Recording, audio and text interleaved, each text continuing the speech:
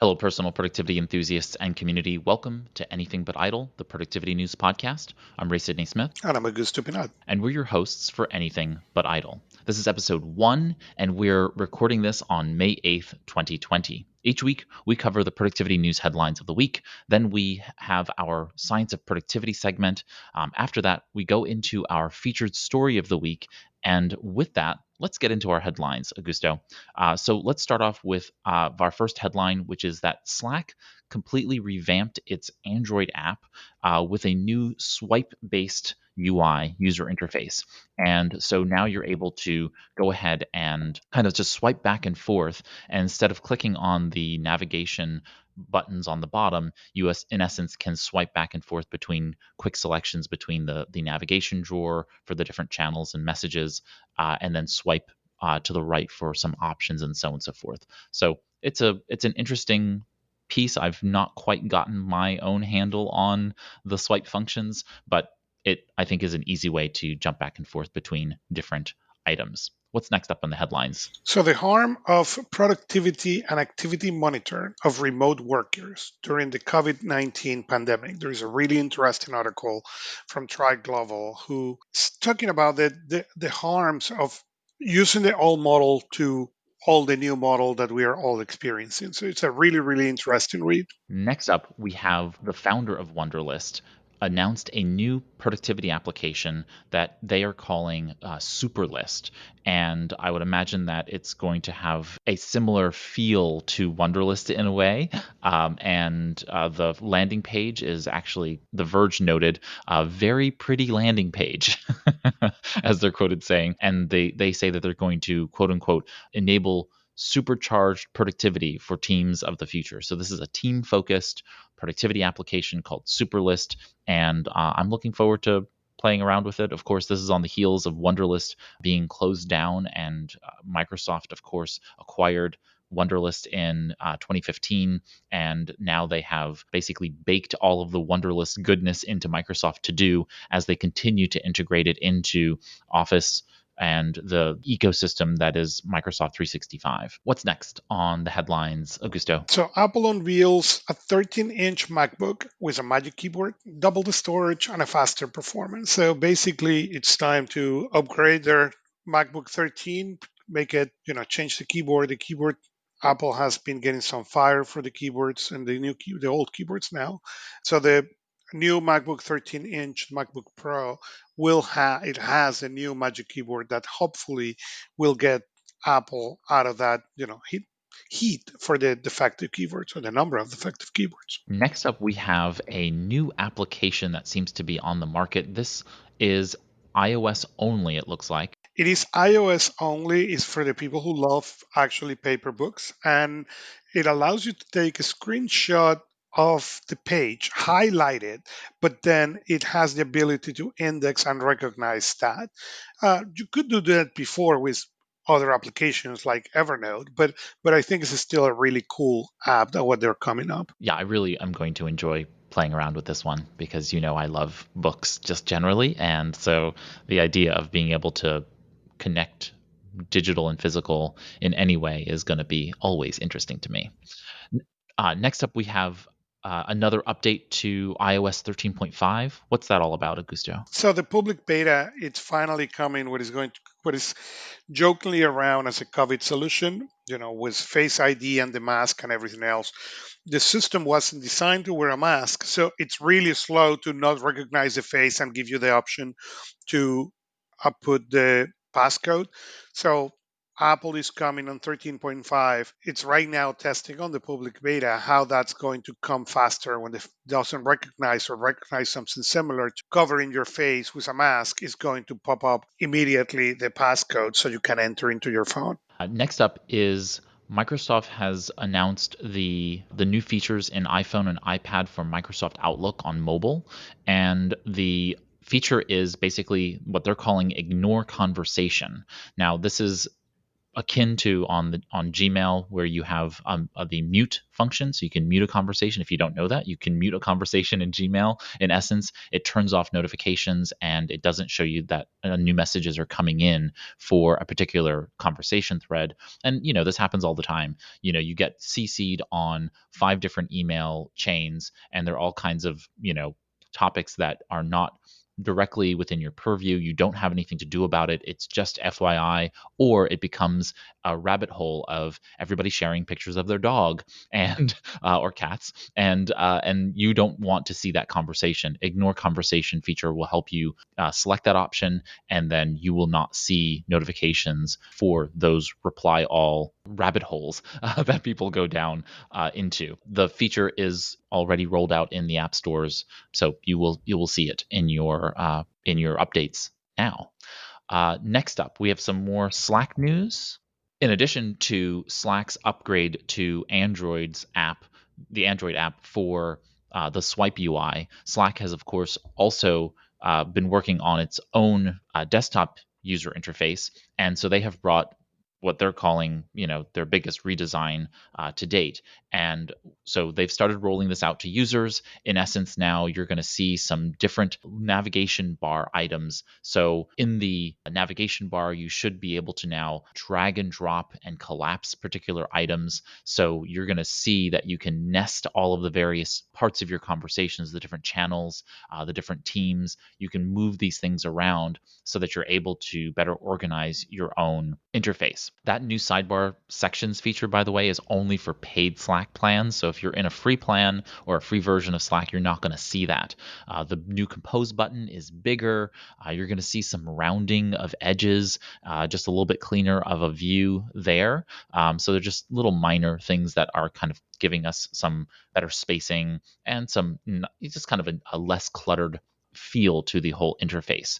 And so using Slack in very, very limited fashion, I'm a part of a couple of groups, and they use Slack for being able to communicate their discussions. I'm not particularly, there's not much that changed about it for me that was like, oh, this is monumental, but it is a nice upgrade just generally for the system. Augusto, what's next up in the headlines rundown? So the next is an article from Productivity Confidential that talks about productivity with a purpose. Fast Company article, and we'll link it. It talks about how we need to start looking with all these changes at the definitions we use on what is productivity and what it means to be productive. It was a really engaging read. I really enjoyed the article a lot. Yeah, and it also came as a 9-minute audio podcast form. So if you want to, you can also listen to it in podcast form. Next up is things. And since I am not the Apple Watch user, I'm going to turn this one over to you, Augusto. Thin is, one of the big monsters on task and task management on the iOS and the Mac world. And it really came with a new application for the watch, trying to make the watch more effective. As they said, it's been 5 years. One of the things now is the watch will now synchronize directly with the cloud instead of with the phone. Before, things used to synchronize with the phone and then the phone with the cloud. Now it will go directly from the phone to the cloud. Since the iPhone and the watch connect and share the Wi-Fi, it should allow to faster synchronization. The other thing they are trying to do is you can add to today, you can remove to today. That I think is a really cool thing, that you can go on the watch and then have now on your watch that really shortlist 2 or 3 things that you are trying to focus right now on making sure it happen. Of course, as a productivity coach, the problem with that is people will start with putting 2 and before they notice they have 8 or 9, so that tend to be a problem there.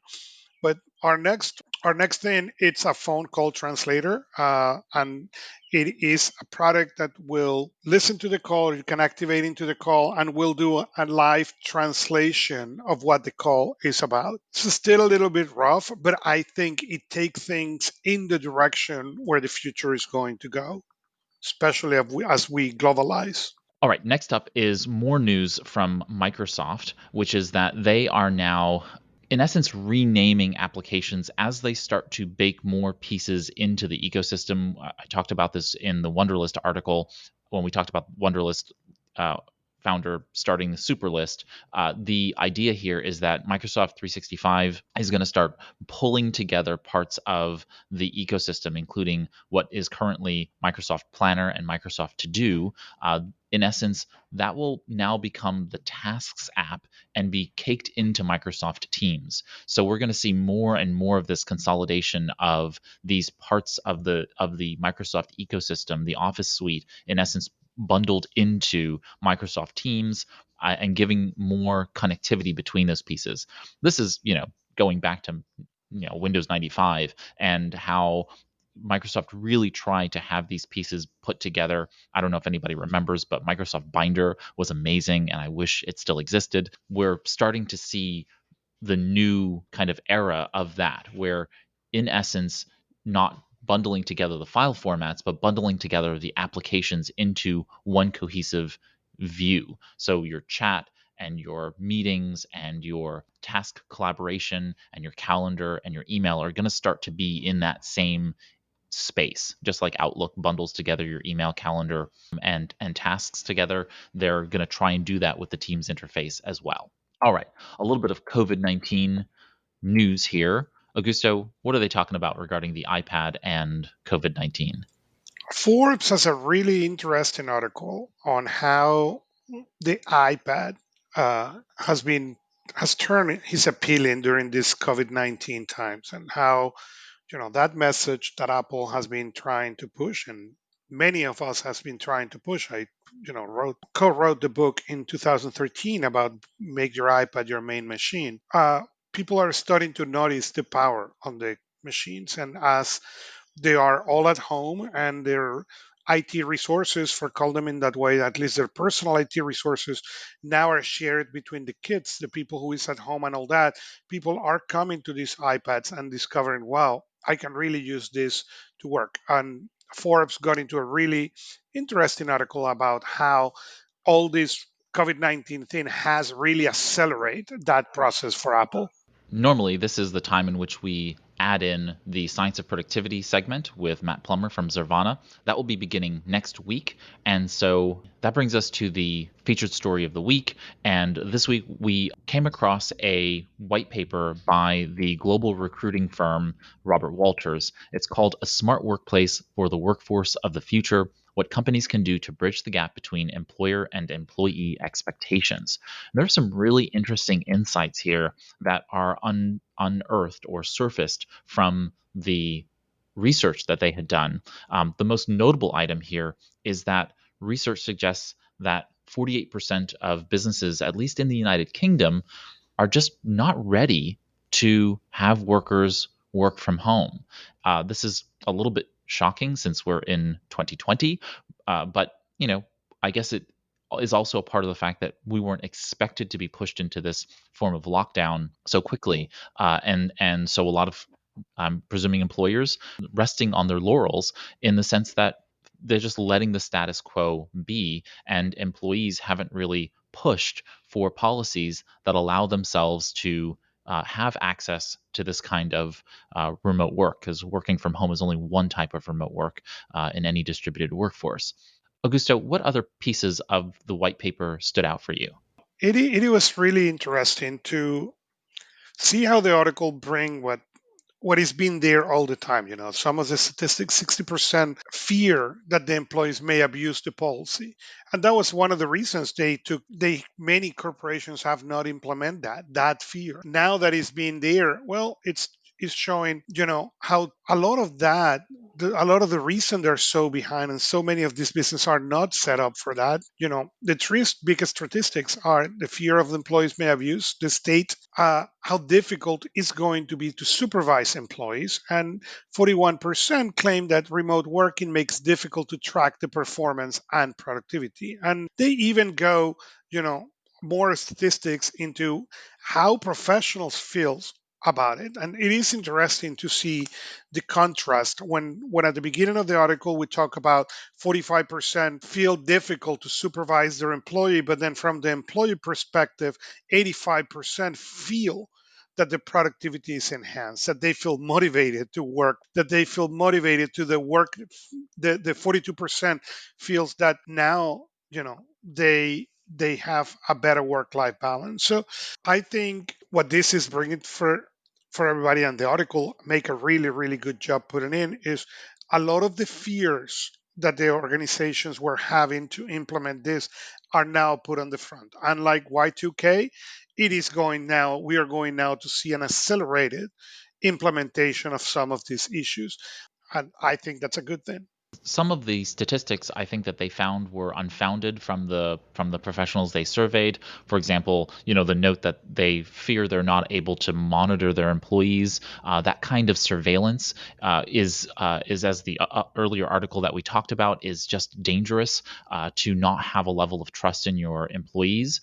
If you change to a performance based outcomes and results based performance tracking, then you don't need to worry about behavior. The tracking people's behaviors is just not useful because outcomes matter, not the way in which they get there necessarily for the vast majority of work. And there's always going to be outliers. So if you're in an industry where, say, you're highly regulated, or those kinds of things, I totally get that. But for the vast majority of people, how they spend their time is going to be is going to be really easier if they are given the latitude to make that stuff happen. And this fear over, if you're not working for 8 hours, then you're not being productive. That's just not true. If you spend 2 hours and get your job done, then you're just capable of getting your job done in 2 hours. And what you do with your time really doesn't matter and should not matter to the organization in those types of work. This is different than, say, working in a factory where you're working on an assembly line, and you working 8 hours really means 8 hours of you working. That's not what we're talking about here when it comes to knowledge work. And the other one that I thought was actually quite salient and probably true, which is that this is difficult, is that 11% of what employers were concerned about was that it would be difficult to learn and apply new technologies. And I can't believe it was only 11%. I actually anticipated for it to be actually much more than that, in terms of the fact that the new technologies for people to learn, we have a much older workforce than in decades past. And so what is happening now is that we have an older workforce who is not as used to technology and who are working later in life. And I think that's great. We should want to have high utility for people into later lives if they want to. That doesn't mean they have to. We should have the appropriate both individual and social safety nets so that people can retire and have a good latter half of their life doing what they want, if that's what they choose to do.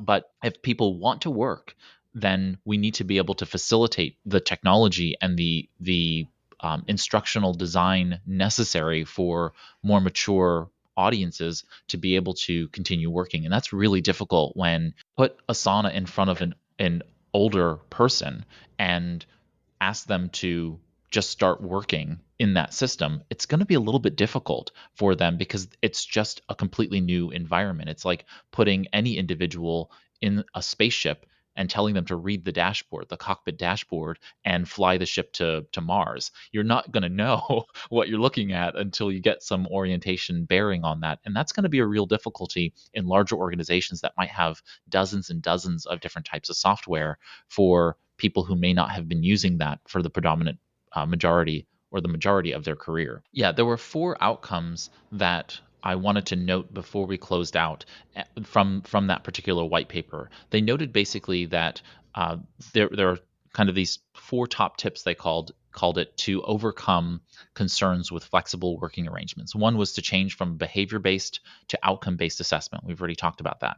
The next was devising innovative alternatives to face-to-face communication. Another one of the things that was noted in the white paper was that people thought that this would increase inequity or inequality in an organization if only certain people were allowed to have access to flex work or remote work status. And that is possibly true. And so you really do need to be very thoughtful about how you create face-to-face communications. One organization I recently heard about, instead of having only part of the organization go to remote work, even when people come into the office, everyone meets inside of a virtual meeting space, so that even if you're in the building, you're still sitting at your desk meeting with everybody, so that everybody who's attending the meeting, whether they're remote or otherwise, has the same view of everybody else in the room. And so you just need to start thinking about these things from creating an appropriate culture around what is equality in the hierarchy, and if there is a hierarchy, and making sure that you're really getting appropriate face-to-face communication that works for people in real-time meetings. The third item they talked about was creating an open culture of flexibility.